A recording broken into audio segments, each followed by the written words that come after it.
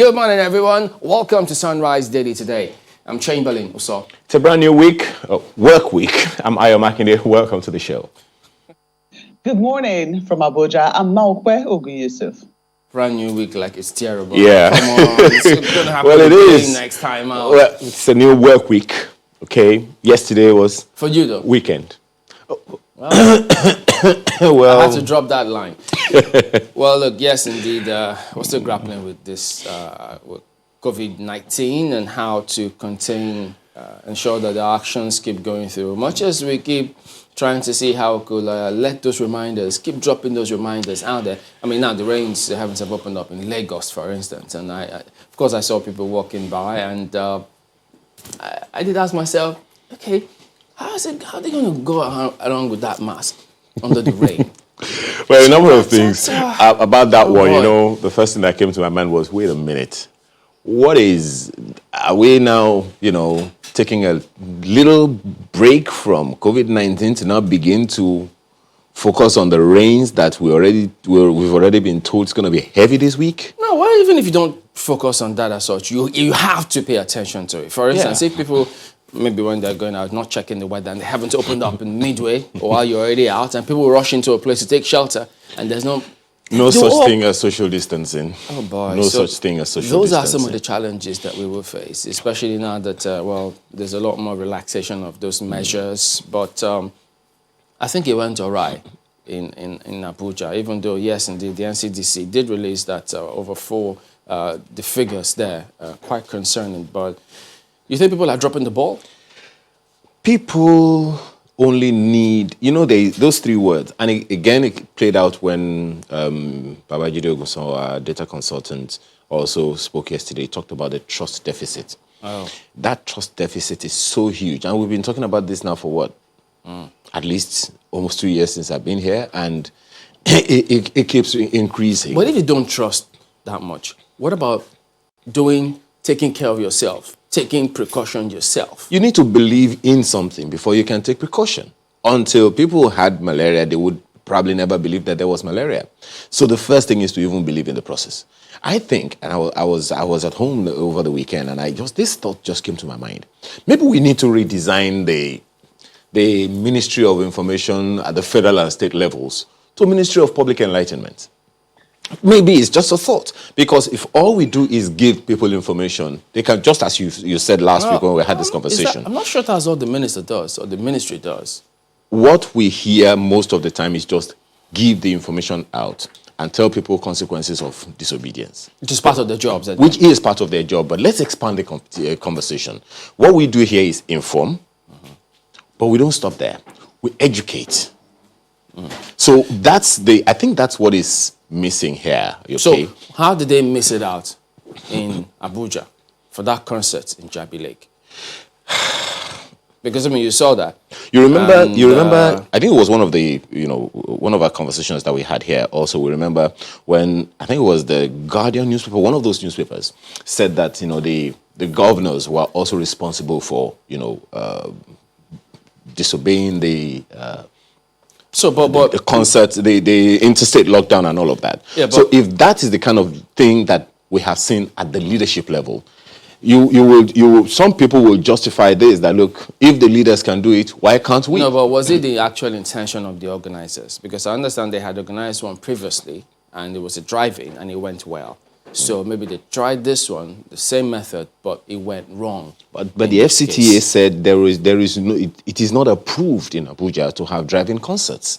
So how did the management of this hall, this mall, how did they get to the point of approving something or receiving payment for something that was not approved by government? And then about that mobile court which we're looking at there's some lawyers who are already arguing that they think that there's no law that empowers either the chief judge of a state or governor to set up this roadside courts and empower it with criminal jurisdiction, especially if they say you have to pay immediately or go to jail or defend yourself immediately and go to jail. So the lawyers always argue back and forth on this one. You've said that over and over again. They always have one. They wouldn't have a job if they didn't have to argue back and forth. But then whether or not The legality or otherwise of the mobile court, that is, it's another matter entirely that the lawyers can take up themselves. But it's very important as well, because if you're sentencing people, if they're going to become ex-convicts as a result of that, it's important. I go back to what you said about, look, us all taking responsibility for this. Would we say that the management of the artist took responsibility? Would we say that the management of the mall took responsibility? Would we say that the aircraft owner and the pilot that flew that plane from one city to another and back took responsibility? Those are questions. So many questions to ask here, really. The correspondent did ask questions too. The airports, the planes are moving, even though the airports are not functional. State governors are moving from one place to the other. And you thought that, look, are they allowed to move for politicking? And then every other person have got to confine themselves. So many questions, but maybe we should have. Mark, what is going on in your Abuja? What a nice I attended the concert. Oh, well, I really don't know what is going on. I'm confused. I'm as confused as you who's living in Lagos, to be very honest. Because it's very convenient for this concert to have happened, assuming people did not violate, the social distancing rules, and there was no outcry over in social media. I don't think that will be at this point. It would have just been business as usual, because I mean, this is not the first time I'm seeing the adverts for a drive-in concert, or not a drive-in concert now, a drive-in anything. Before now, we had seen adverts for a drive-in movie, adverts for a drive-in play, and these are things that we have even featured on our own TV as innovative ways that people are trying to get around the social distancing wahala. So how come all of a sudden that because this one was a concert, the FCT says, or the authorities say, oh no, we haven't approved driving anything. Hey, but this has been going on for a while now. How come you're only just realizing? Well, you know what? I'm going to summarize a lot of the thinking in this tweet I saw by Dr. Joe Abba. He says, number one, somebody approved the Naira Marley concert, which is true, because you cannot do anything here without getting approval, unless the FCT authorities are trying to tell us that they were not in the know and they knew nothing about it. He says, number two, somebody approved the non-essential flights to Abuja. You cannot just hop in your private jet and come to Abuja if somebody does not sign up on it. So somebody definitely did that, and it's classified as non-essential, unless they're trying to tell us that music concerts are now essential. Maybe, some form of entertainment, we don't know. He also says, somebody approved a bottle of hard liquor per ticket. Yes, you got that for the ticket. The tickets were they're not cheap tickets. They were not 5,000 naira, 10,000 naira tickets. No, I think it started from about 20,000 naira, and you had to be in your car, 4 people per car, and then you now had it graded like that upwards. And some of the tickets got liquors attached to them because they had a liquor sponsor, who was a part of the program. And then somebody said somebody didn't stop the concert when it lost control. Somebody should be sacked this morning if somebody is serious. So as far as I am concerned, and as far as Dr. Joe Abba is concerned, and I'm sure a lot of right-thinking Nigerians are concerned, a lot of things did go wrong. We cannot just put it at the doorstep of, say, Naira Marley or the organizers. Well, yes, the organizers, of course, bear a huge responsibility, because if you say that it was supposed to be a driving concert and all of a sudden, it turns to a crowd concert, which is not about the cars, it's about the human beings bonding together now and losing control because of the music.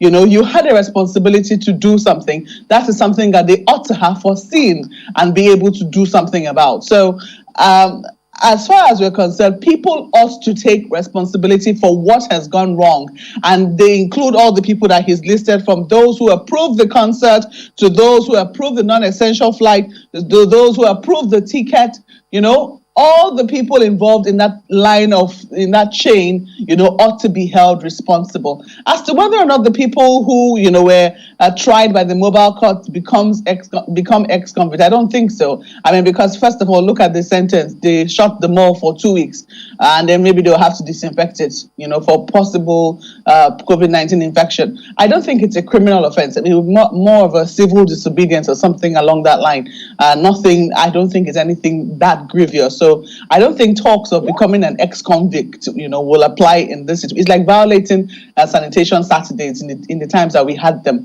But that's besides the point. The point here is this. A lot of people are now beginning to say, look, are some animals more equal than others? I mean, we've seen that even in the days when we had very strict lockdowns, this lockdown was being violated. But now we have agreed that we're going to open the airports on a certain day, pending when they are, fit for travel. But we are not told whether private jets were included. I think there was a time when that question was asked, and we're told essentially that no, they had not been approved just yet. They will have to wait until the final approval for airports is given. But what we're seeing now is that, as you guys have mentioned, VIPs are traveling up and down, and, it will seem some animals are more equal than others. And now people have been saying, how can you open the airports and then you don't open the state borders? But we've also been seeing people moving across the state. So how are they doing it? I don't know, to be honest. They're doing it blatantly. They're doing it very obviously. They're doing it in our faces. And I think that is where the authorities will have to chime in and say, look, this is what is going on. Or we should just remove all the pretenses about, this thing and let us go back to our lives. That's what people have been saying on social media. I've seen a lot of tweets. Some people have also tried to justify this. They also said, look, this thing is a business. People are already opening their businesses. Economic activity is already going back to normal. So do you expect entertainers to sit down in their houses and not make any money? That's another question people are asking. So I don't know. I do know that the authorities have a huge responsibility on their hands to be fair, to be seen to be fair, and to be honest and to be just in whatever it is that they're doing. And as Dr. Joe Abba, said, somebody should be sacked this morning. That was yesterday morning. If somebody is serious, just leave it there, gentlemen. Let me read out this position by some lawyers as well. By Emmanuel says, look, our criminal justice postulates that the legislature enacts a law creating offense or offenses and the punishment therein, whereas the executive implements by way of arrest and prosecution, while the judiciary interprets by way of putting alleged offender on trial, having regard to the offender's constitutional guaranteed rights, fundamental human rights. He then says, look, the practice and procedures adopted by these courts remain an aberration. Extreme, strict liability offenses. You are simply adjudged guilty until you prove your innocence or you have financial muscle to instantly pay for your freedom or jail term awaits you, contrary to Section 36, sub 5 of the 1999 Constitution, which provides for the presumption of innocence. And then it says Section 36, 6b of the same Constitution provides that anybody charged with criminal offense shall be given adequate time and facility to enable him prepare for the defense. And so it will go on. And I remember the case of Funke Akindele in Lagos as well. So many questions. So if any of such things gets into your record, it's not a good thing. Yeah, but the line to draw now, is it criminal or civil? That's another conversation altogether. Well, he thinks it's, if it's going to be in your record and you're going to be sentenced, definitely. That is something of concern. But let's pay attention to the fact that, just as we said, the figures are rising. It's more than 16,000 people confirmed to be coronavirus positive. Well, that 16,000 cases that we have had already. Incidentally, Gombe State had a higher number than Lagos. And there were 35 cases recorded in the FCT as at this morning. These figures, the reason they give concern is not because they are bad. It's because there is no cure. There is no way to manage these cases as at now, other than just to manage the symptoms. That is why it is important to take responsibility. That is why it is crucial that we not only know, but educate people around us to take responsibility about this thing until there is a cure or some direct management of coronavirus disease. We do not have a lead on this. Well, I think we'll eventually bring the viewers some reports about maybe much later. Yeah. A Chinese company in Abia State said that there is indeed a very, very important case of coronavirus that we need to pay attention to. But I think the NCDC had eventually waded in because those people reached out saying, look, they're in trouble, they need help. So because the way the management there was treating the workers, the Chinese company, there were questions about it. So I think in the days ahead, if not today, you get to hear a lot more about it. All right, so we'll come back and take a look at what the dailies are reflecting in a moment. The star of the show, Naira Marley, took to social media to announce his arrival in Abuja for the concert on a private jet. The event had been promoted on social media as a drive-in concert. However, when the artist took the stage, all restrictions were thrown out of the window. Social media was agog with outrage considering that the country has seen a steady rise in cases and deaths from COVID-19, especially since the eased lockdown. The morning after, a mobile court arraigned officials of the Jabi Lake Mall.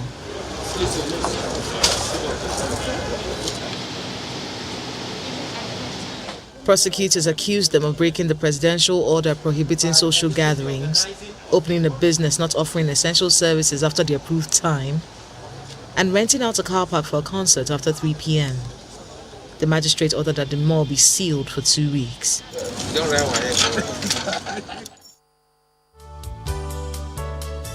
All right, let's take a look at some of the dailies here this morning. Take a look at Vanguard first. Revised 2020 budget still in trouble despite rising oil prices. High production costs. OPEC cuts erode Nigeria's advantage. Oil price now 32% above benchmark. Senators say no further adjustments. That's the big one from them there.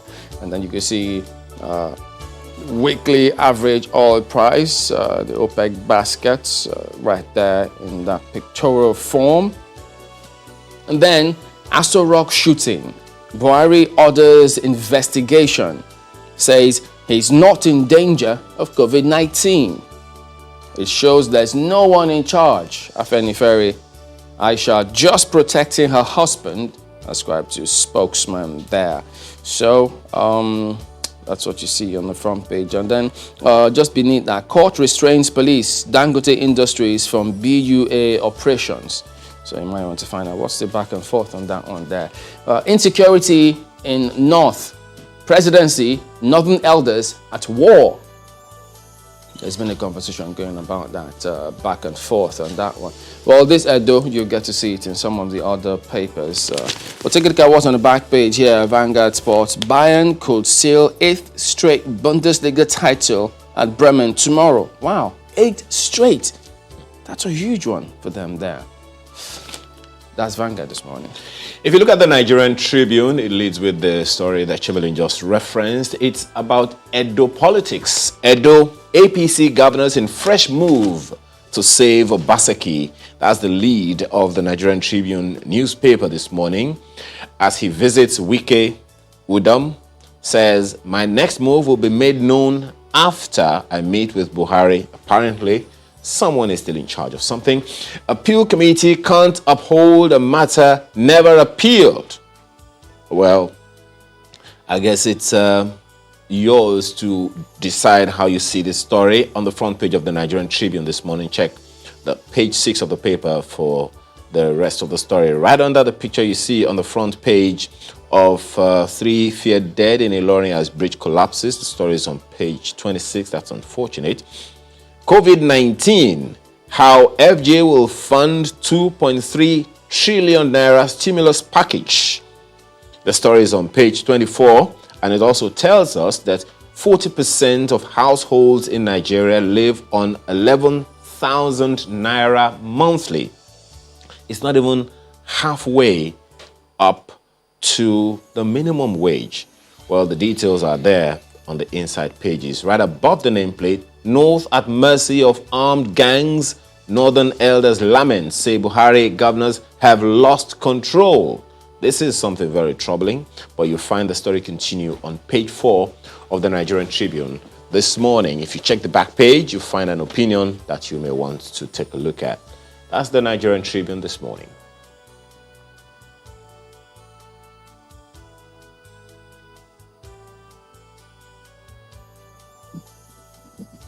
Leadership for UAC. Apprehension of state CSOs call for accountability will account for every kobo spent. That's according to governors.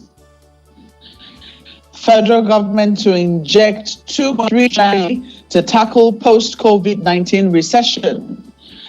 Saudi Arabia considers cancelling 2020 clinical trials underway to evaluate plasma of recovered patients. Resident doctors begin nationwide strike today. FCTH today all on the front page hides the apprehension of a spending of COVID-19. Oh, crazy network there, though, that connection. We'll try and sort that out. But about that doctors beginning strike, you thought that the negotiation was on and that they were going to hold on for a while. But despite the intervention of the National Assembly. Yep, but the headline says what it says. Well, look at the Guardian next. Importers lose 15 trillion naira to pandemic in Lagos ports. That is huge. Scores of cargoes stuck over infrastructure deficits. Others. MPA deploys barges for evacuation. Shippers demand concession. Clearing agents decry huge unpaid demurrages. We did ask the Nigerian Shippers Council on this matter some time ago, and about 4 weeks or thereabout. So now, look at what's going on there. Who knows what happens next? Then you've got Obaseki. Wike holds secret talks. Aid flays unjust disqualification as governors caution NWC on fairness. So will the NGF allow this thunder strike a second time? Who knows? Because that could become a pattern. Maybe that's what they're also thinking about. Say, whoa, wait a minute here. If we're the largest pressure group here, who pulls rug off our feet? It's going to be a very, very tricky one for even the Nigerian Governors Forum to look at. If they're going to look at, on the one hand, are the tenets of democracy. On the other hand, is party politics. Well, look at the back page of Guardian. Awoni rushed to hospital after collision with Augsburg's Sudohai. So, Coutinho begs Klopp, ready for pay cuts for Liverpool return. Oh dear, wow, how did they come to this? Well, that's Guardian this morning. Well, the Blueprint newspaper is also interested in what's happening in Edo State. APC governors move to rescue Obaseki. That's the lead story, is on page 6. And look at the first rider. We're watching PDP, of course.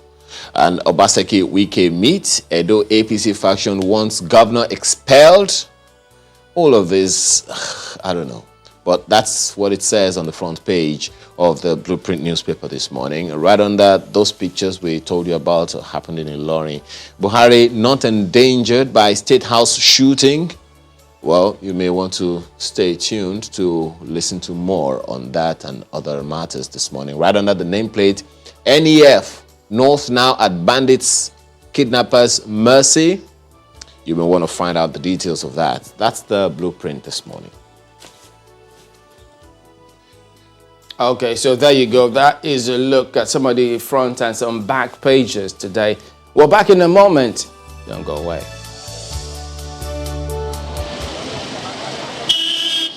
It's the second Democracy Day to be celebrated on June 12, marking 21 years of uninterrupted civil rule in the country. Fellow Nigerians. And as a routine, President Muhammadu Buhari delivers his address to the nation, paying tribute to the founding fathers of the country and other pro-democracy activists. This day provides us an opportunity to reflect on our journey as a nation, our achievements and struggles. It is a day to honor our founding fathers who toiled to establish our republic and every Nigerian who has worked tirelessly to sustain it. Sustaining our democracy thus far has been a collective struggle, and I congratulate all Nigerians and particularly leaders of our democratic institutions for their resilience and determination. Nigeria would always be governed by the rule of law, and I will do my utmost to uphold the Constitution and protect the lives and property of all Nigerians. Nigeria's economy has faced challenges in recent time, made worse by the outbreak of a COVID-19 pandemic. Notwithstanding, President Buhari reels out the achievements his administration has made so far in the area of economy. On the economic front, our objectives have remained to stabilize the macroeconomy, achieve agricultural and food security, ensure energy sufficiency in power and petroleum products, develop infrastructure, fight corruption, and improve governance. We have witnessed 11 quarters of consecutive GDP growth since exiting recession. The GDP grew from 1.91% in 2018 to 2.27% in 2019, but declined to 1.87% in the first quarter of 2020 as a result of the decline in global economic activities due to COVID-19 pandemic. Security is not left out in the president's speech as he restates his government's resolve to secure Nigerians as well as the nation's assets through effective implementation of community policing strategy. Ending insurgency, banditry, and other forms of criminality across the nation is being accorded appropriate priorities, and the men and women of the armed forces of Nigeria have considerably downgraded such threats across all geopolitical zones.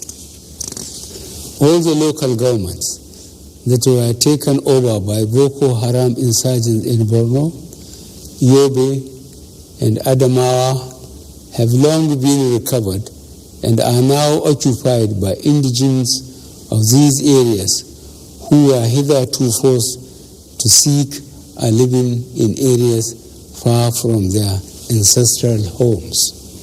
I regret recent sporadic incidents with tragic loss of lives in Katsina and Borno states as a result of criminals taking advantage of COVID-19 restrictions. And a matter that has grabbed the headlines recently, the issue of sexual violence was not left out of the president's speech. I am particularly upset at recent incidents of rape, especially of very young girls. The police are pursuing these cases with a view to bringing perpetrators of these heinous crimes to swift justice. President Buhari did not end his speech without calling for more cooperation from the media, promising to ensure that freedom of the press is guaranteed in the country.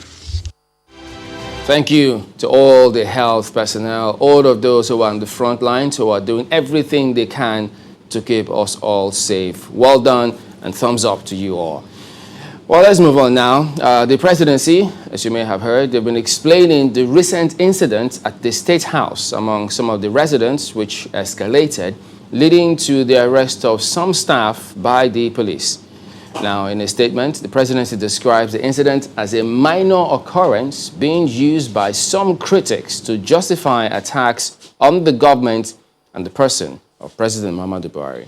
Well, the spokesperson for the president, Mr. Garba Shehu, said the incident happened outside the main residence of the president. Of course, there have been reports of shooting at the villa by some security officials in pursuit of a presidential aide who had allegedly refused to isolate himself for COVID-19 after traveling out of the federal capital.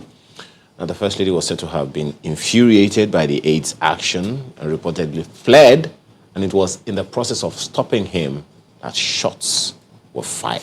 The president has ordered a further investigation into the matter, as you may have also seen in the opening sequence during the dailies. Now, joining us to shed some light on what transpired, we've got the man who put out the statement himself, Mr. Garba Shehu, who is the President's Senior Special Assistant on Media and Publicity. He joins us from Abuja. Good morning, Mr. Shehu. Thank you for joining us today. All right, and then we also do have joining us in the studios in Abuja, Sani Umar, who is the former spokesperson for PDP's Presidential Campaign Council. Thank you for joining us as well today on the program. Thank you, Chamberlain. Good morning. Let me start with Mr. Shehu on this matter. Well, it did raise a lot of concern, and thankfully, as you did put up in that statement, the president was not in any harm whatsoever. It's good for the country to know that. But people are still surprised. What's going on? How did this happen? Well, if at this point we know everything about the incident, what happened, why it happened, then the investigation that the president has ordered will not have been warranted. I think that it is for us to exercise a bit of patience and await the outcomes of the investigations that are ongoing. If I can, if I can quickly follow up on that, Mr. Shehu, this is not the first time we're hearing of these kind of things, that have to do with the family of the president, and it gets into public space and it gets messy, if some people would say. Some would have expected that somehow or the other, this would have been nipped in the bud somehow. Is there any way of saying that this would be the last time people would hear of this?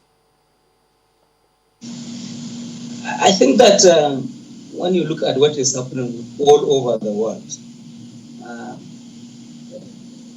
governments at the very top are composed of people with a different backgrounds, orientations, and thoughts. So they bring into the government all of the perspectives that they differently hold, and disagreements do occur. And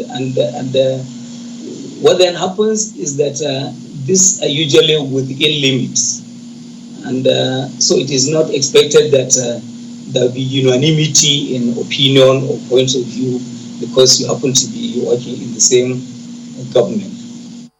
That the thing then is this thing should be within limit. Where there is a spike, where there is an incident, as we have seen happen on Thursday in the State House, then an investigation is warranted and something will follow.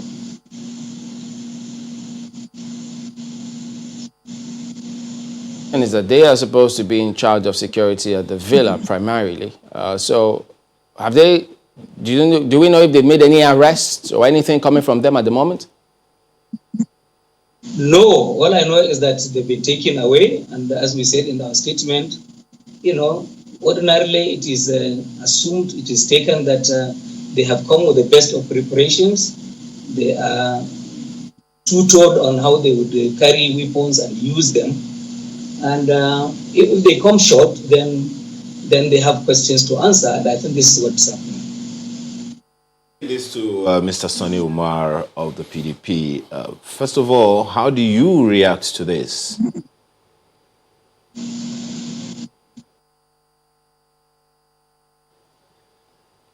I hope you can hear me. Mr. Sani Umar, this one is for you in our studio in Abuja.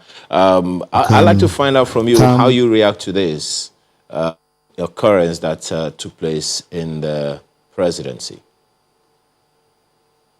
What I'm saying is, if the reports we are receiving in the media is anything to go by, and judging from even what Mr. Garba is saying, that actually an incident happened, but that there is an investigation ongoing. Now, the incident that has happened, we have had some preliminary reports, which we have had, which has to do with isolation, quarantine, and gunshots. Well, I have also been in the villa for at least 5 years, and I know that their security breaches includes unnecessary shootings. It is not that there cannot be shootings. If there is any external aggression from anywhere, of course, there has to be shootings to repel such aggression. But when the shootings are just indiscriminately done, just to raise tension and to cause chaos, then it gives room for concern. Similarly, if we are talking about quarantine or no quarantine, we are talking about NCDC. Now, I don't know how the wife of Mr. President will now become, a member of NCDC who will now go and want to quarantine somebody because the person has traveled to Lagos or thereabout. I appreciate her concern because the person works with her husband and she doesn't want her husband to be infected. But there are ways to go about it. She can as well request the relevant agencies to take necessary action to address the matter, so that if the man is required to be quarantined, he will have to be quarantined. But for her to take the issue personal and go to execute the action, it's very wrong, and it is completely outside the known protocol. Well, again, that is what is being reported. So there hasn't been any, unless Mr. Shehu is going to contradict or contravene what you have said at the moment, because yes, those are the reports. But Mr. Shehu, that's the nature of some of these things, because I mean, all these details are out there in the public. But is it part of what the police is going to be investigating, other than who shot, why did they shoot? So are they going to make it public at the end of the day? Oh, sure. It is an open government that subscribes to openness, and so therefore the police will do their investigation, and it is expected that they will let the public know whatever the outcomes and whatever they wish to do. What is the scope of the investigation? They are the professionals, they know what to look for and what questions to ask. So it's up to them. Also already think that something they know how this will end, that the police persons who perhaps were involved in that shooting might either be redeployed, and there ends the matter. They don't think that beyond that anybody else is going to have any further questions to answer. All I know is that the president has committed himself to the full due process of the law on this matter. And he has not placed any restrictions on the investigation. He has given them the freedom to go and do their work. So I don't think at this time it is appropriate for people to make any closures as to what will happen, what will not happen.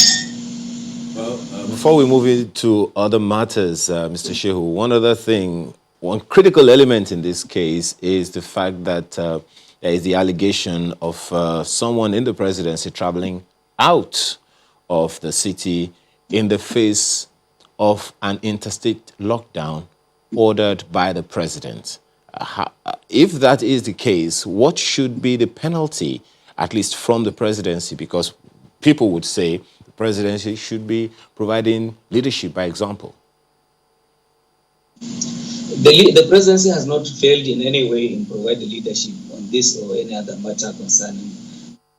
Don't forget that there is a caveat there in that protocol. When travels are necessitated, they are permitted. And even in the villa, hardly do you have a day without somebody coming from their state, whether they are governors or. And they come to do official business. So therefore, I think what is not warranted is frivolous and unwarranted travel. When it is warranted, the people can offer themselves at the checkpoints, and once the explanations they have are convincing, they are allowed to proceed. And this is happening all over the country. Well, granted, Mr. Shehu, but I remember, unless the laws have changed, well, I'm not aware of, that the NCDC, the PTF COVID-19 said it needs to be essential services, petroleum products being moved around, medical services being moved around, agricultural services being moved around. I do not recall elections or political matters being part of the essential services. Are you saying that those are part of essential services? I hope, well, in my explanation, I didn't go into specifics. whether election or political matters. But it is also true, all of these elements you mentioned, whether they are power or petroleum or whatever, they are activated by human beings. They are moved by human beings. So if the humans need to move from point A to point B to facilitate some of these things, include the matters of security and the manufacturing, they are permitted to do so. But in this case, is there a rule or a guideline for the villa members of staff in terms of if they go to certain places, who authorizes, okay, look, don't bother quarantining, having seen the protocols that you adhered to coming from wherever you went to? Is there a guideline that everybody subscribes to there in the villa? We follow what the NCDC and the Ministry of Health prescribe. The difference the villa makes is that there is an eye on everyone, and there is effectiveness of enforcement. And so therefore, the rules that apply to you and everyone out there, they apply to villa inhabitants and the villa staff. And as I said, the difference the villa makes is that there's rigidity in enforcement. But how come then that those reports also indicated that some of the members in the villa have been coming to Lagos weekends and they don't self-quarantine for 14 days? Again, I don't want to go into technical dispute over these matters, but may I suggest that you also check the guidelines by NCDC, whether they specifically say whoever travels out of his town or city or state to self-quarantine. Even, let me say to you, we are getting people back from Egypt 3 days ago, India 2 days ago. Each one of them that returned, they had their passports taken from them and given a date for tests, that they should appear for tests on given dates. And they were asked to go home. Yes, to self-quarantine. So these are people who are coming from nations that have COVID infections in huge proportions. But as I said earlier, I think that we need to look at what NCDC has said with regard to interstate, and we get our facts right on that. Mr. Sonny Umar, you want to react to some of these things that Mr. Garbashew has just told us? You know, he is speaking from the perspective of, a spokesperson of the government. I do not expect him to come out openly to address this issue squarely, because he has to be cautious, in explaining these things. That is why he is referring you to the relevant agencies where you should go and look at the laws and do this and do that. But, on a more serious note, we have to also examine these shootings. That shooting in the house, whether it is within the precincts of where the president's residence or outside the precincts of the president's residence, it is capable of generating heat, which is what the public are more or less concerned about. The public have a right to be concerned about their president, his safety, And so when they hear these type of things, the public wants to know what action is the government, immediate and remote action.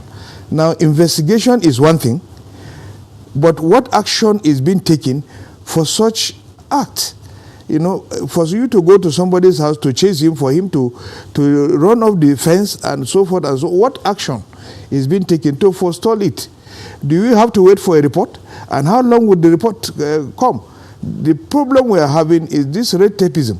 You have a report that will now, the IG will now set up a committee. The committee will waste time in looking at these things until even the nation has forgotten about it. Then the matter will also die off. And then another reoccurrence will now bring us back to start discussing the same matter.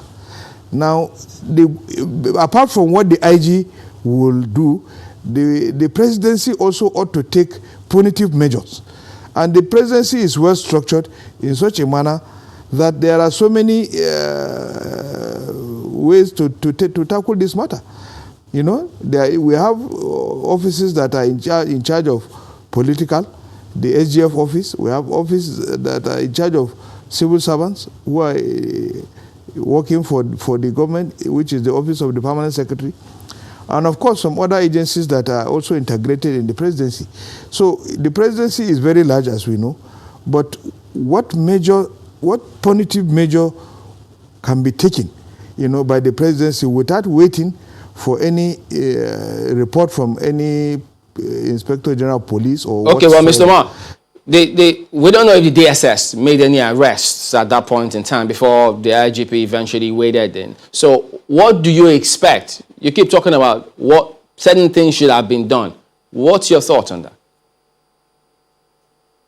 Yes, the DSS will, of course, they will do all these things. At the end of the day, it will be a recourse to the police. The DSS may not even arraign them. You know, they will just also make all these things and then refer it to Mr. President to say, okay, this is what happened. And then another report comes and says, if there is a contradiction, it becomes a problem.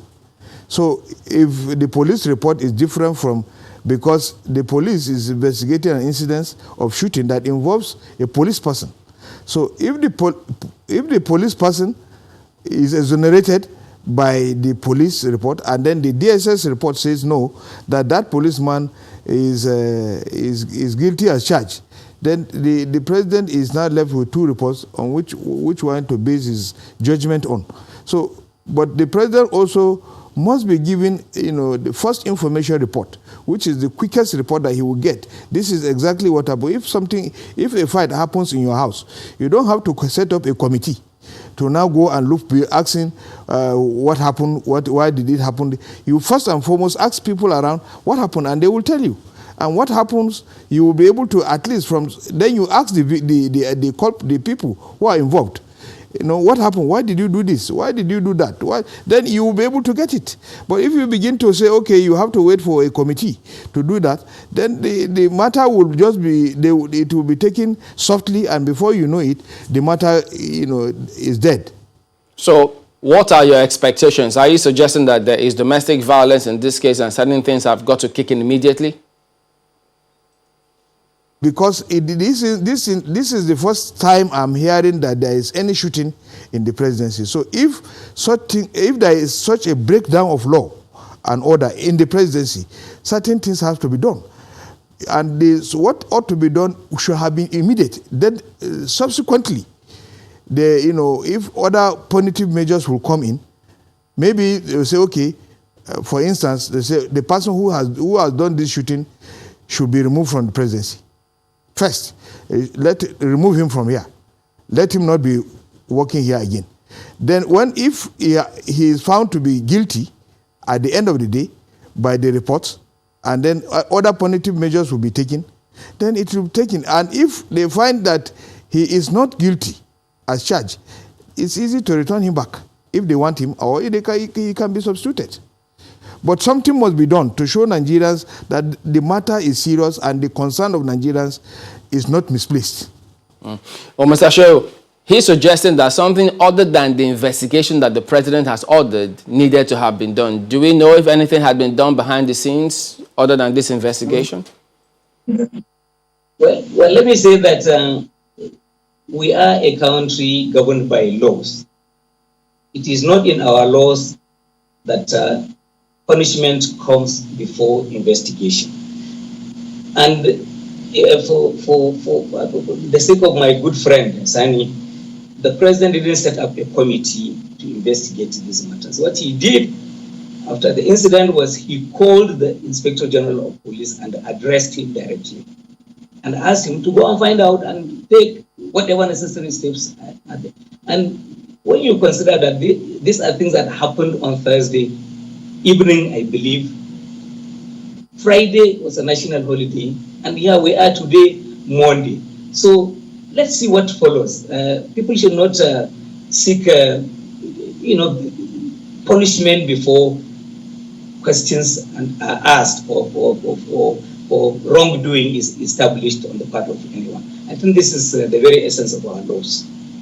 Is the president's PA going to resume Is he going back to work this morning? I am not in a position to say. I'm not in the office yet. If he happens to be there, I will not be surprised, because, and if he's not, I will not be surprised either. I was going to say, we're going to call you back afterwards when you resume to find out if he's going to resume this morning. You'll get a picture of him seated on his desk once he does that. Okay, Mr. Shehu, we'll be back and take a look at the president's speech in just a moment. Stay with us.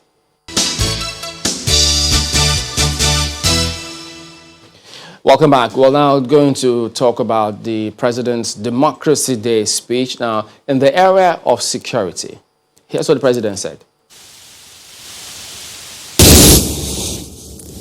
Ending insurgency, banditry, and other forms of criminality across the nation is being accorded appropriate priorities, and the men and women of the armed forces of Nigeria have considerably downgraded such threats across all geopolitical zones. All the local governments that were taken over by Boko Haram insurgents in Borno, Yobe, and Adamawa have long been recovered and are now occupied by indigenes of these areas who were hitherto forced to seek a living in areas far from their ancestral homes. The total collapse of the economies of these areas, which constituted a threat to our food security, has also been reversed with the gradual recovery of farming and other economic activities. All right, now, having heard what the president said about security, the governor of Katsina State also did give an address, and let's listen to what he said. We met a broken down infrastructure virtually in all areas. And the price of oil, which in 2014 was about $140, crashed. By 2017,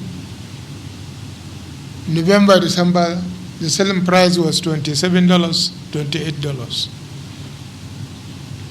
You know, the federal government had to come up with budget support. And we met Boko Haram at its highest peak. Even though there was no Boko Haram directly here in Katsina, but somehow we were affected as a state. There was Boko Haram incidents in Kankara and Daura towns. We were able to achieve a relative peace for about 2 years. Then came kidnapping, rape, banditry, resurfaced. So if you go through all these, then you ask yourself, did we have any time that we can say we were comfortable? I can say no. Well, gentlemen, actually in his longer speech, he appeared frustrated in terms of the killings that are going on in Katsina State, because even last week, several dailies did record several killings going on. The members of the National Assembly have been talking about how they think the government should do a lot more in the area of security. Well, Mr. Shehu, let me ask you, concerning security, yes, the president did speak about it, but there are those who just still believe that we still can do a lot more. They're not satisfied with where we are concerning security. Well, absolutely, it cannot be said that all security problems have been solved. And it's not that I'm a doomsday sayer, but my sense is that even when we are done with this, new challenges, you never know from where they come. Don't forget that when President Buhari came, the big issue was Boko Haram. And thereafter, the farmers and the herders killings, that one has also calmed down. And then the kidnapping on major highways. Again, we have seen the back of much of that. And now banditry and rape are on the front burner. In the same way that our armed forces mobilized and they worked for the country to put down all of these escalations that we had seen, this too shall come to pass. Who knows, tomorrow maybe it may be cybercrime. That may be issue. That may be the issue. So security challenges for all nations will continue to come one way or the other. The difference governments make is how much work do they do? How well are they confronting those challenges? And I think that President Buhari deserves a real commendation the way he has done this thing so far. So, Mr. Omar, would you give the president that commendation? I don't want to agree with Mr. President that all these things he's saying about the security situation in the Northeast is something that has gone. Perhaps not completely. But what I will say is that we have not even woken up to fighting Boko Haram until Chad, a little country, went and dealt a severe blow to Shekau fighters, to the extent that Shekau had to lament and was almost in hysteria, before, the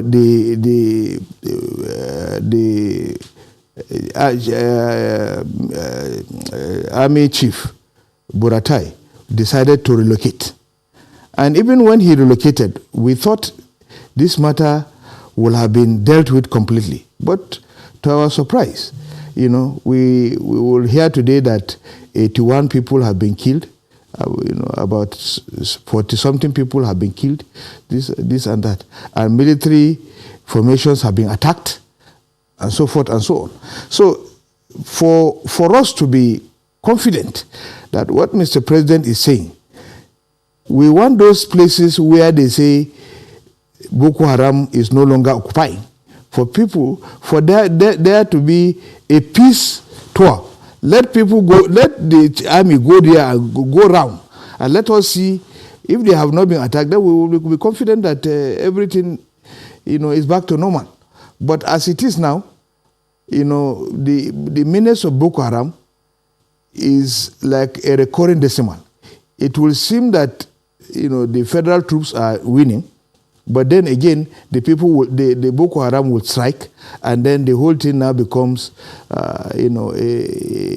another different situation. So Nigerians are not very confident because we have had statements from technically defeated to degraded to almost defeated, and now we are now talking about that they have left the villages and so forth and so on. So if they have, we are not saying that the armed forces are not trying their best and they are not securing our lives and property.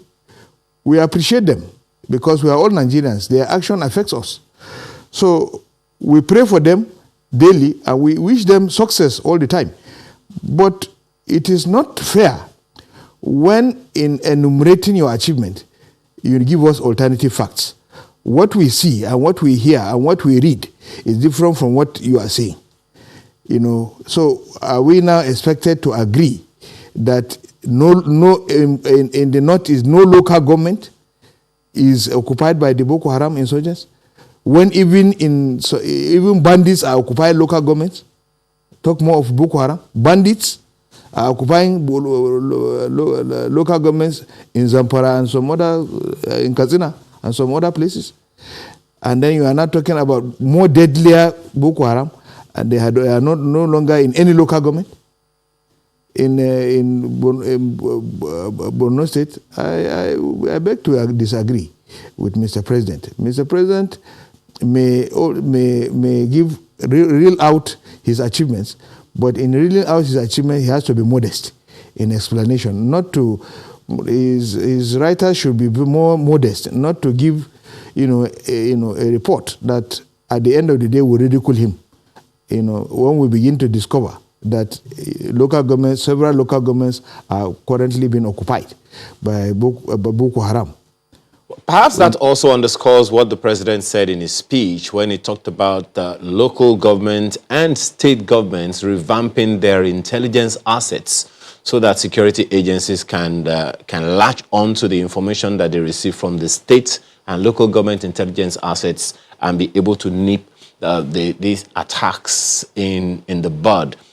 In other words, the president is literally calling for collaboration between the local and state government's security assets as well as the federal government. What's your take on that? Do you think that will help? Of course. Anything at this time will be of use to Nigeria. If the local governments have, intelligence network that will help, it is important that they bring it out and and help the security agencies. Even the states, if they have anything, they can collaborate and bring it out. The security agencies will do their work diligently. We want the security agencies to win the war. But in winning the war, they need our assistance. They need our help. They need us to give them information. They are not magicians. They cannot manufacture locations. They don't know where Boko Haram are hiding. That is why they are met sometimes with surprise attacks. Because they don't. No, but if somebody is giving them information, this is what they are doing, this is how they are doing it, and then government is doing its own responsibility by providing the necessary tools, that is the necessary material and human resources to do the job. I think the issue of Boko Haram will have been and bandits will have been a long forgotten matter. Let me take this back to Mr. Garba Shehu. That item in the president's speech may suggest to some that the local government and state government intelligence assets seem to have been working in silos, and the federal security operatives themselves have been working in silos. I remember over the past few months, and if not more than a year as well, the president has been calling for increased and improved collaboration among security agencies at all tiers of government. It would seem from this speech that hasn't been happening. How do you react to that? I will answer this, and I hope I'll get the chance to also offer some information on some of the things that my friend Sani had said. But yes, intelligence is key to the success of any war effort. And it is not that we are making direct accusations on anyone, but it is also true that even in the president's native state of Katsina, some traditional rulers have been found complicit in collaboration with the bandits to harm their own people. In neighboring Zamfara, emirs and the district heads, quite a number of them had been swept out of office because, look, the thing is, there are beneficiaries of whatever rotten system you have. People sell information to bandits because they earn money. This is what is happening. At some point, the Nigerian Air Force had put a number of aircraft in Katsina. They are still there. In the early part of that operation, attacking Zamfara, which then was the epicenter, they realized that once aircraft took off from Katsina Airport, before it got to Zamfara for the operation, telephone calls will have been made and targets will have disappeared. So in the end, they were forced to now, be flying from distant places, Kaduna, Kano, in order to undertake operations in Zamfara. This is the kind of things that, so people look at President Buhari sitting inside and they think he has all the solutions. No, but all of us as members of the community, we have our duty to ourselves and to the nation to provide needed information to our armed forces. Now, and let me go back to a number of inaccuracies in Sani's statement. When he said that it needed Chadians to wake Nigerians up to fight Boko Haram, that is absolutely not correct. In fact, by 2016, virtually Boko Haram had been routed, completely defeated. Yes, there were a few setbacks, but when you have a situation in which they crossed from neighboring states and they caused mayhem here and then fled back to those. So you had then your neighbors saying, okay, let's do, because at some point the Chadians themselves had suffered fatalities. About 100 of their soldiers had been killed. That angered their own leader. And then he made this big push against Boko Haram in his territory. So what that happened was that once General Buratai realized that the ones that have been pushed out of Chad were coming towards Nigeria, yes, he did the right thing by relocating, by escalating our own defenses, because if they are in our territory, they will cause harm. But no local government council is under Boko Haram as we speak now. If Mr. Sani has anyone, it is for him who is making the charge to go and point at that local government. This war is being fought by Nigerian army. Their own government fought this war with the mercenaries from South Africa. President Buhari has expelled those mercenaries, and it is Nigerian, and it's better we have confidence in our armed forces. We don't discourage them. We don't wear their spirit down. They have to be encouraged to fight for this country. They're making the high sacrifices anybody can make, putting their lives on line so that you and I, who live in Abuja here, can be safe. Before now, Abuja, you couldn't sleep here. You couldn't go to church on Sunday. You couldn't go to mosque on Friday because they will bomb you. So a lot has been achieved, and it cannot be true that nothing has been achieved. Absolutely untrue. So does this government know the sponsors of Boko Haram, and can we categorically call them out? One thing I can say is that the Nigerian government brought neighboring countries together to form the multinational joint task force. The cost of bearing that, the cost that is being borne almost exclusively by Nigeria. And it is only when our neighbors themselves are safe that we are safe. This is our full realization. Some of our neighbors are not as strong as we are. They are not as ready as we are. Nigerian government any day, in fact, Boko Haram can be cleared of whatever traces they have in a matter of weeks. That can be done. But do we have walls around our own borders? How do we prevent entry? The incident that happened last week in Maiduguri, I hope you have read military reports indicating that some of the attackers came from neighboring countries. So the thing is that we are doing this war not only to secure ourselves, but to secure our neighbors, because if they are not safe, we cannot ourselves sleep. Does that mean we do not know the sponsors of Boko Haram? If they are known, they will be fished out and dealt with. Boko Haram has established linkages with the distant enemies of peace in the world. They have alliances with the Al-Qaeda, and they have formed what they call ISWA, and they're into banditry and robbery in order to get money to sustain these things. And if we know who these are, we certainly can move against them. We have a lot of international support doing this, and this can be fixed in a short time. So why is it difficult for us to know who they are? Yeah, because terrorism is not sponsored in the stock market. You don't go; it's not on the trading floor of the stock market where you will see who is doing this and who is doing that. But in addition to whatever sponsors they have, as I said to you, there is criminality also used in paying for terrorism. If you see the current trends now, they don't only kill lives; they take livestock.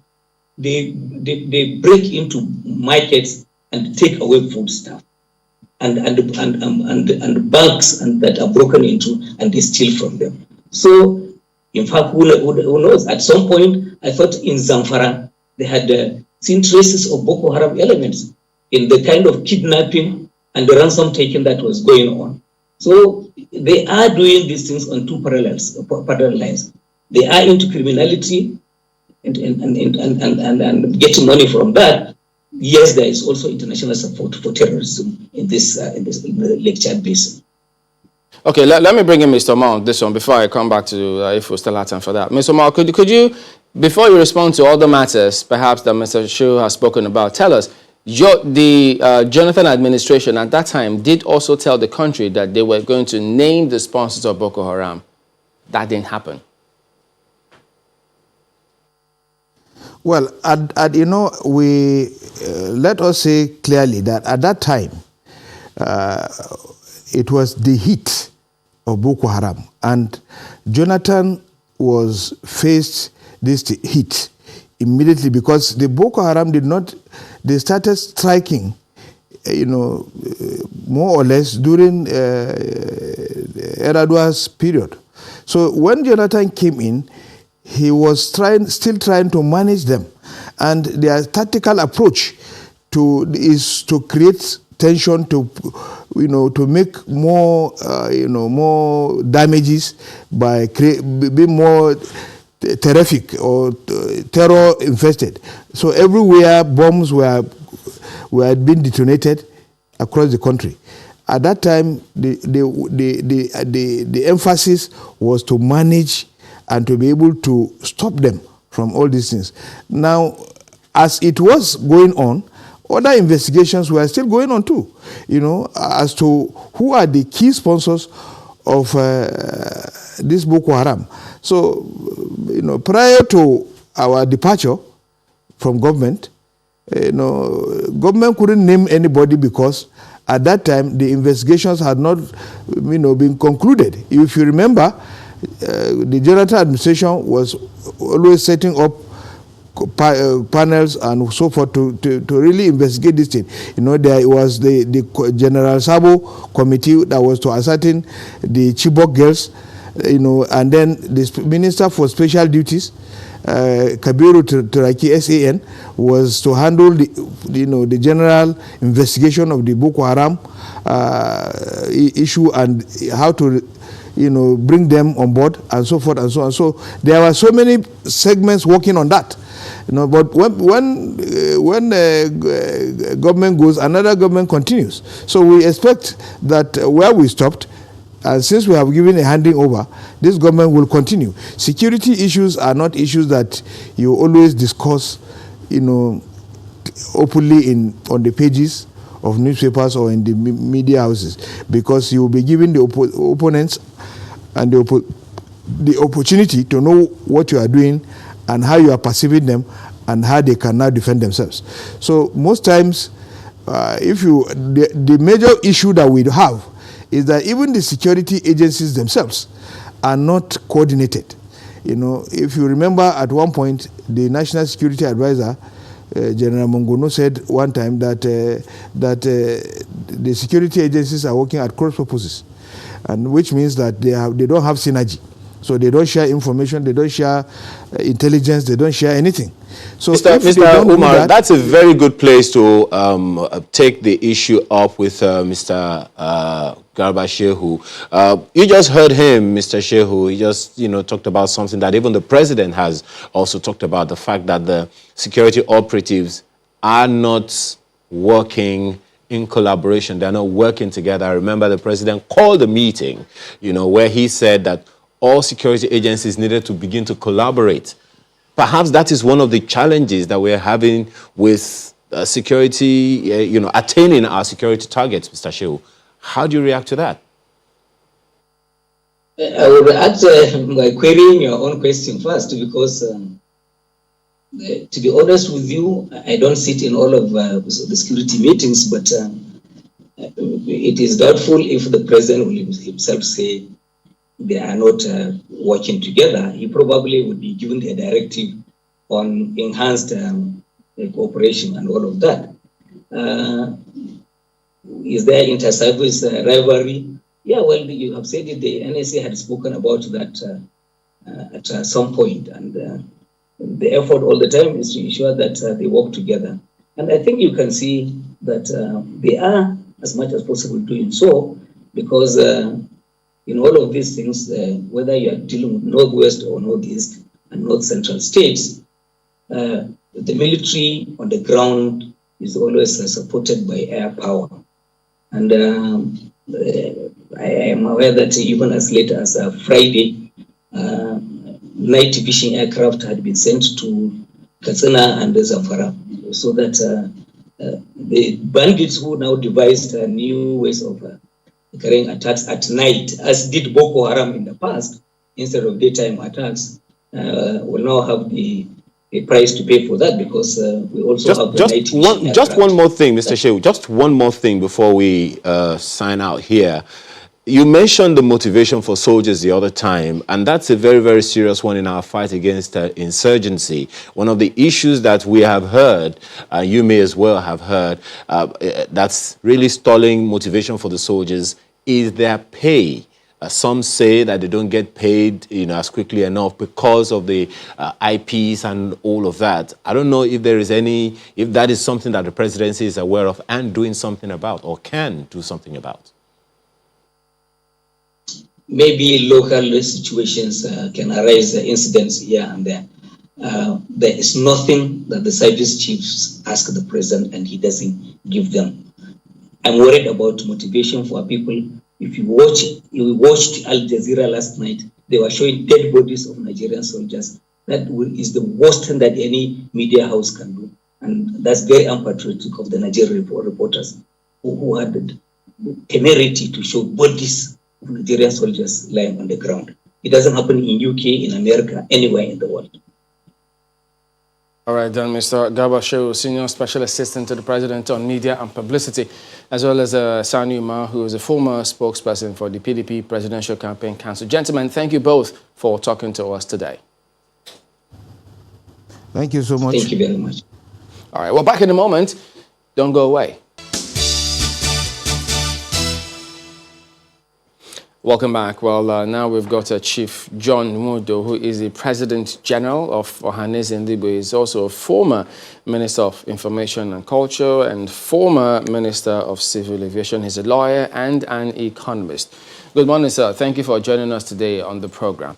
Well, speaking about democracy, well, yes, it was Democracy Day last Friday, and lots of perspectives made the round and still are, I reckon, about where we are, the principles, ideals of the democratic tenets at that time, speaking about the political environment. What can you say about where we are today in comparison with what happened perhaps in 1993? Well, thank you, Chamberlain, for having me. Pity I missed you on June 12th. And may I use the opportunity of this interaction to say that I remember Chief Abiola sadly, and may his soul rest in peace. Now, since 1993, we've had various stages of democracy, but sadly, what Chief Abiola lived, fought for, and died for has retrogressed rather than progressed. And we should be ashamed of ourselves as a country. Abiola fought for democracy. His election was annulled unjustly. Our current head of state, in establishing June 12th as a Democracy Day, publicly apologized to Chief Abiola. I would have liked to see that apology be reflected in the growth of policies that would, as it were, cement the things that Chief Abiola fought for. Look at our electoral system to begin with. This is the only country in the world where you go to an election and 1 year after the election, there is still disputation in the courts regarding the validity of the elections. This is the only country in the world where policemen are seen cutting away ballot boxes from polling booths in the course of an election, and no policeman is arrested or disciplined. This is the only country in the world where people don't come out to vote, but the votes announced are far in excess of the people that you photograph, that you see, that go to register in the polling booths. This is the only country in the world where judicial decisions run contrary to evidence as to the number of votes pooled in an election. The net effect of this is that a number of people are lethargic about embracing our democracy. They don't believe in it. Look, the political parties themselves have become like companies owned by shareholders. You cannot, as a young man, decide to make a career of politics and go and test your popularity. Because down the line, the nomination processes are controlled by those who control the party, whether at the national executive or as elected representatives, as governors, as presidents. It is a matter of whose list is going to be respected, not a matter of who is popular with the electorate. Now, in terms of achieving the goals that Abiola's manifesto aspired to, we have failed. Abiola ran an election based on better education, and from better education to better growth of workforce and better employment and better production. This is my interpretation of his manifesto. But down the line, we have failed. Just take a little look at the last couple of years, between 2015 and today.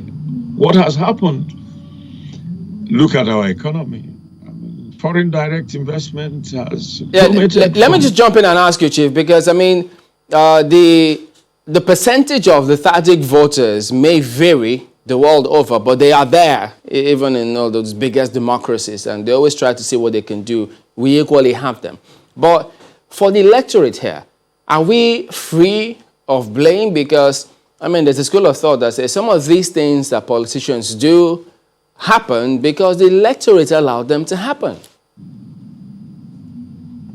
Look, it is only a madman that hits his head against a brick wall.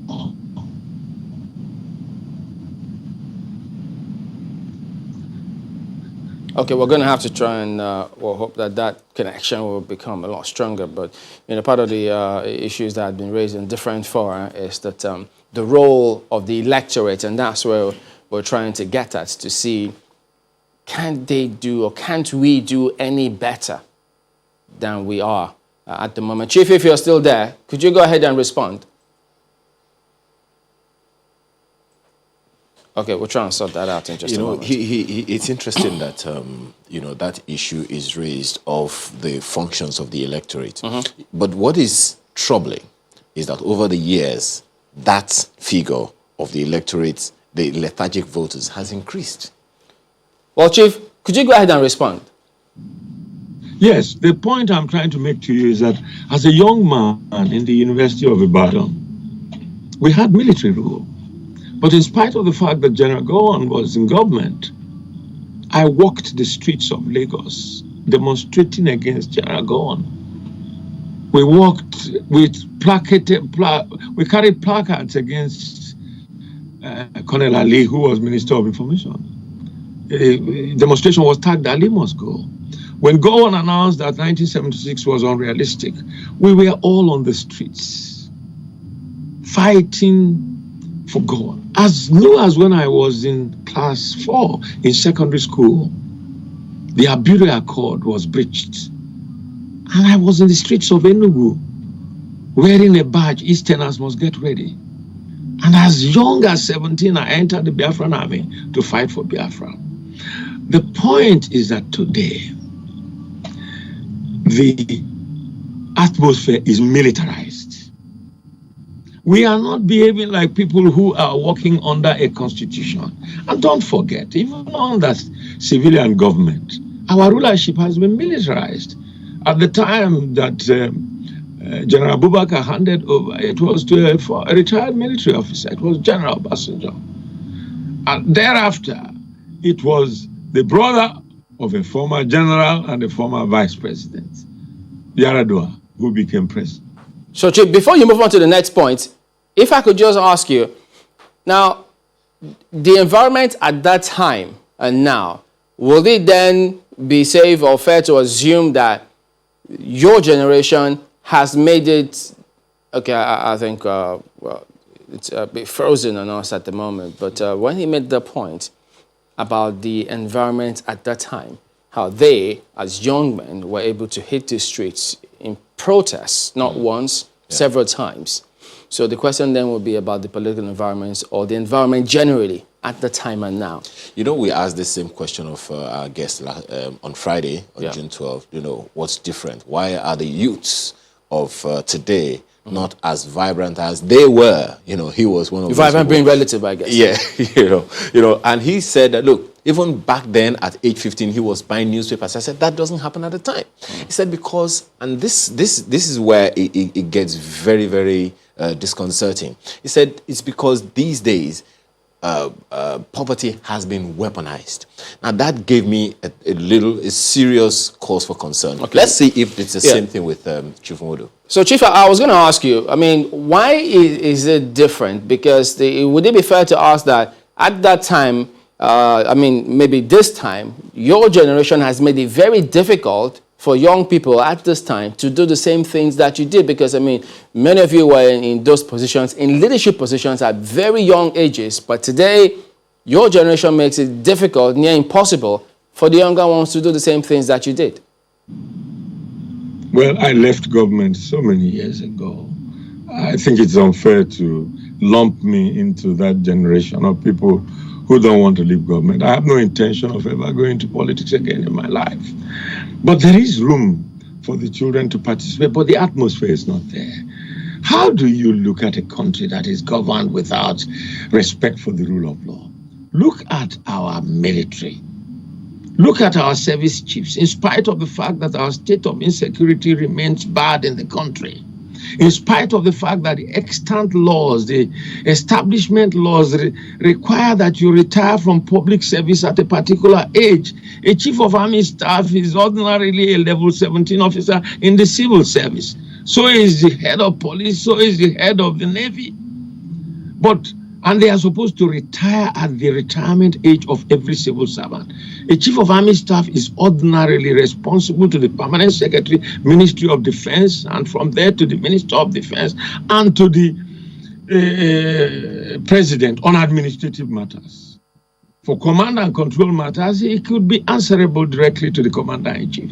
But the fact is that the law requires that he retires when he attains retirement age. But under our system, they have been kept functus officio. They have been left in office beyond their retirement age. When you disregard extant laws in a democracy, when you say that it is federal character and federal character is not respected, when you obtain foreign laws that apply them indiscriminately amongst the zones in Nigeria without respect to them. When you go to Egypt and tell every African that he's free to come into Nigeria and register in our national identity office and get a visa when he comes in here, every Boko Haram person can walk into the country through the borders and register. When there is no law in a country, you cannot have civilized civil unrest, which is a legitimate process to communicate. The day in Katsina, you saw people on the streets trying to burn the posters of the presidents and the governor, because the militants were now driving them to the wall. They were almost reacting like militants. But you saw in the United States where people decided to keep a day just to say to the president of America, enough of discrimination against blacks. Do you think this is possible here? You must also say that, you know, in every generation you have a challenge. And the challenge is when the going gets bad, the tough gets going. We must find amongst your colleagues, Chamberlain, people of your age, people who have the courage to stand up like we did in our time and say, this is our time and the destiny is ours to determine. We must be prepared to stand up and say, this is wrong. Okay. We can't even talk to government in Nigeria. I am sure that giving me audience in channels to say things that are not palatable to government is probably quaking the establishment of channels today. And it shouldn't, because under our laws, there should be freedom of opinion. Well, Chief, let me. Okay. Well, yes, there is. I haven't heard or seen any such quake here at channels, because, I mean, as long as we stick to the ethics of the profession, we have no problems whatsoever with the management, I can tell you. All right, well, still on that. You said something earlier about the youths, how youths need to come into government and have their say and put their feet down. I remember you sat at a meeting with the leadership of the national party, the ruling party at the time, and you had your say when the youth were not going to be listened to. You raised your voice and you were heard. Do you see that happening in this generation? I think the thing is all a matter of governance. Every government at its own time sets its own standards. General Gowon not only listened to us, he sent his Minister of Information, who was then Chief Edwin Clark. Chief Edwin Clark came to University of Ibadan, where I was president of Students' Union, and engaged me in a private meeting with S.J. Okudu, the registrar of the university, and asked me, why are you people bringing the nation to this crisis situation? And I said to him, when you were a student in England, you fought for independence of Nigeria. You spoke to the colonial masters who were ruling us the way you liked, because you felt seriously aggrieved. We are supposed to be the tabula rasa of the society, the uncontaminated segment, which should reflect the true values of what a nation should be. If you gag us, you gag the future of our country. And he said, I agree with you. What are your grievances? Can you write them down so I take them to General Gowon? And we wrote our grievances and he took them down. And when the heat became too much, the Supreme Military Council felt, well, if Gowon was going to give us a bad image, we better get rid of him. And they had a coup and got rid of him and got General Murtala Mohammed. And the minute Mohammed came, he took our blueprint. He began a national probe of public officers and sanitized the system in a manner that brought gladness to us. And he put a date for handover to democratic rule. It was because we were on the streets asking for it. But today, your generation is so delivered. And look at what is happening to us. In spite of the fact that Abiola died for democracy, and democracy was supposed to bring life more abundant for everyone and greater participation, our foreign direct investment has come down from $5 billion to $2 billion. Unemployment rate has risen from 6% to 23%. Inflation rate has gone up from 8% to 11%. GDP growth rate has come down from 6% to 2%, and we survived the depression in the process. Debt to GDP ratio has come from 12% to 25%. Our debt service to revenue profile is risen from 27% in 2014 to more than 60% today. We are leaving you perpetually in debt for the rest of your lifetime, Chamberlain. This is because we are not talking to government. The National Assembly has become a rubber stamp.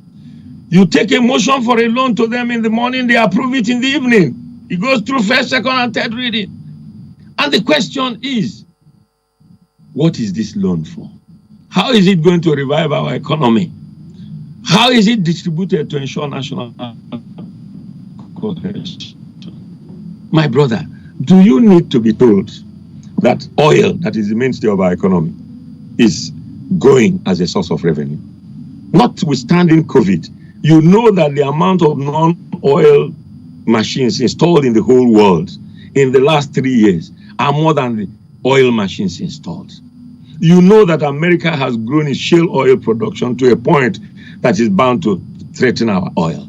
You know that Soviet Union and Saudi Arabia are growing their oil in a manner that is bound to threaten our oil. You know that there is a new mineral called perovskite, which a rock, which is going to be able to build a solar panel that will retain power longer than the panel is retaining today, and therefore is going to make Chief John, just to put this in, I mean, I know the they put out several positions several times too, that some of those loans that we refer to are usually tied to infrastructure development. And year on year, even before this government came in, they also did say, look, for instance, the Chinese loans were tied to specific projects. Yes, there are concerns. There always will be concerns. But those are the issues that they have raised. Okay, I understand that well. Well, that is it for this segment, Chief. Chief John Wodo is the President General of Hanes indeed. But thank you very much indeed for your time this morning, sir. Thank you for cutting me this short. Thank you for having me.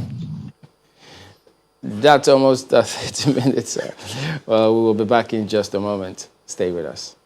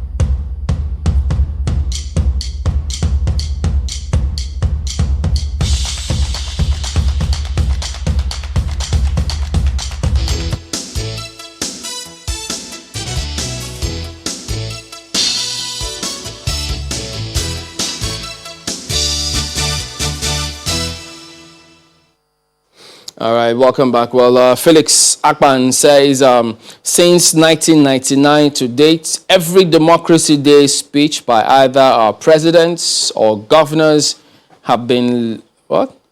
Lusterless? Okay, it means lackluster.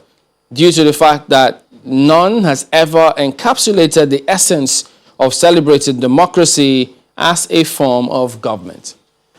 Take this one by Dr. Chaik. It says, great interview this morning with Chief Nwodo. I hope the youths can heed his advice and claim our stake in Nigeria. We have to wake up. Well, a number of tweets here. I'm looking at this one from Felix Akpan. He says, since 1999 to date, every Democracy Day speech by either our presidents or governors have been lusterless. I think it means lackluster, due to the fact that none has ever encapsulated the essence of celebrating democracy as a form of government. Well, look at Professor Enahena saying that, he says, it's not fair that the presidency continue to give alternative achievements that are unverifiable, blaming traditional rulers. This morning by Gawasho is another tale. Why not arrest and prosecute the traditional rulers that are sponsors of terrorism and banditry? Ronke Ogunremi says, enlightenment is not enough. When politicians are campaigning, they go to the nooks and crannies of the nation, having market square meetings at all. Why not use the same system of education used on Nigerians on COVID-19? So many messages this morning if you just go to our Twitter thread. Marco, you have any other? Oh, well, let's look at this one from Ni Afolabi, who seems to disagree with Chief John Wodo on whom the service chiefs are responsible to. He says service chiefs are responsible to the president, the CNC, and not to the PERMSEC. But I think it's very important to clarify that he said on matters of administration, they're responsible to the PERMSECs and the Ministry of Defense in that order. But in terms of command and control of the military, they're responsible directly to the CNC. That controversy always comes to play whenever it is that ministers of defense and chief of defense staff and things of the sort want to convene meetings. I do know that there has been some controversy in the past over whether or not ministers of defense can summon meetings. But I think that Chief John Wodo was quite clear in terms of laying the differentiation as to what the president was directly responsible for and perhaps what the ministers and PERMSECs were responsible for. Gentlemen. All right, then. So there you go. That is the show today. We thank you all for watching. We'll see you again tomorrow. I'm Chamberlain Uso. I'm Ayo Makinde. Please do stay safe. Indeed, Corona is still out there. It hasn't gone. It's going up by the day. Please be responsible. Thank you for watching. I'm Maupe Ogun Yusuf. Bye-bye.